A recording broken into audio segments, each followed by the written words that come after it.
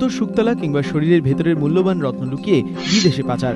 রূপলী পর্দায় এই দৃশ্য দেখা যায় হামেশাই, কিন্তু বাস্তবে সেই ছকেই সোনার বিস্কুট পাচার করতে গিয়ে কলকাতা বিমানবন্দরে ধৃত এক যুবক। তল্লাশি চালাতেই টর্চের ভেতর থেকে ব্যাটারির বদলে মিলল সোনার বিস্কুট। কেতা দুরস্ত পোশাক, চালচলন দেখেও বোঝার উপায় নেই, কিন্তু তাতেও শুল্ক দপ্তরের আধিকারিকদের চোখকে ফাঁকি দিতে পারলেন না এই বছর 24-এর যুবক।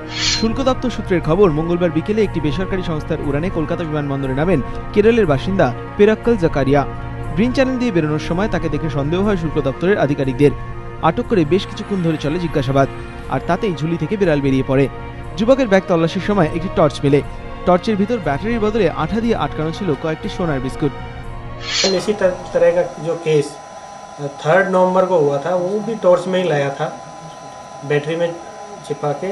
तो सेम वो केस आज भी जब ये कल ला रहा था तो हमारे ऑफिसरों ने, क्योंकि वो सेम एक तो टॉर्च की बैटरी का ही केस था, अभी भी सेम ये था, और उसके सस्पिशियस बिहेवियर को देख के उसको रोका और पर्सनल सर्च की ग्रीन चैनल से जाते टाइम उसी में ही पकड़ा।